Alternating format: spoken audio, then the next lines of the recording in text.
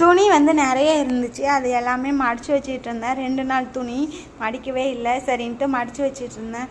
அப்புறம் வந்து மடித்து வச்சு முடிச்சதுக்கப்புறம் அவங்க அப்பா வந்து பழம் வாங்கிட்டு வந்தார். அது அப்படியே இருந்துச்சு. அதெல்லாம் எடுத்து அரேஞ்ச் பண்ணி வச்சுட்டு இருந்தேன். என் பொண்ணு வந்து அம்மா எனக்கு ஒரு வாழைப்பழம் வேணும் அப்படின்ட்டு எடுத்துகிட்டு சாப்பிட்டுட்டான்.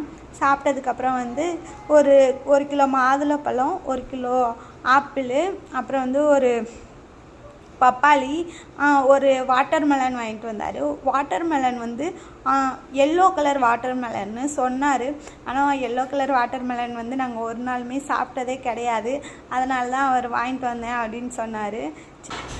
டிவி தானே பாப்பா பார்க்குறேன், நான் சாப்பாடு எடுத்து தரேன், நம்ம 2 பேர் சாப்பிட்லாம் அப்படின்னு சொல்லிட்டு நானும் என் பொண்ணும் சாப்பிட்டோம். சாப்பிட்டதுக்கப்புறம் வந்து அந்த பப்பாளி வந்து ரொம்ப பழுத்து போய் இருந்துச்சு. அதையும் நம்ம சாப்பிட்றலாம் அப்படின்னு சொன்னேன். சரிம்மான்னு சொன்னால் அந்த பப்பாளியும் ஆளுக்கு ஒவ்வொரு பீஸு சாப்பிட்டுட்டோம், நானும் என் பொண்ணும்.